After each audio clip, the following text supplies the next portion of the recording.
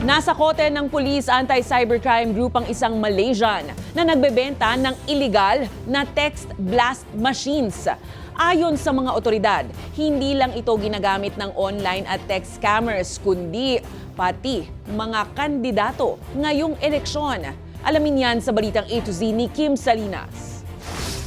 For a violation of Section 1 of Republic Act No. 3846. Huli nitong Martes, January 21 ang isang Malaysian national na nag-o-online selling ng text blast machine na ginagamit sa mga scam operations. Ayon sa PNP Anti-Cybercrime Group, lantaran itong nakabargain sa social media. Nagbebenta po siya ng text blast machine with IMSI catcher built-in or yung International Mobile Subscriber Identity Catcher. And also po, binibenta niya ito for 600,000 pesos. Isa po siyang Malaysian national. Nasa kustodiya na ng PNP Anti-Cybercrime Group ang Malaysian national na kinilalang si Tiang Chun Hui, isang supplier ng MC Catcher text blast machines. Iniimbestiga na kung sino-sino ang bumili nito. Pahayag ng PNP sa mga nakabili nito, voluntaryong isuko sa pulisya ang mga makina. Malalaman namin kanino niya binenta yan. At oras na malaman namin, ahabulin namin kayo. So, habang hindi pa, kung i-voluntary surrender niyo yung mga equipment na yan, edi hindi kayo magkakakaso. Pero oras na mahuli namin kayo, kulong kayo. Ayon sa Department of Information and Communications Technology o DICT, malaking bagay ang pagkakahuli sa Malaysian suspect sa kampanya kontra text at online scams.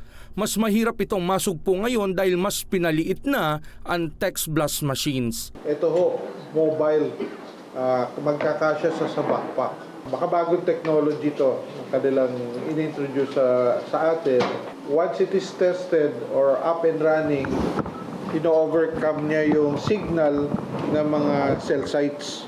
Once na nakuha yung numbers, pwede nilang padalhan ngayon ng text na nagyayaya na mag-invest or padalhan kayo ng text na si telco sila, Globe, Smart, or Dito, or Bangko.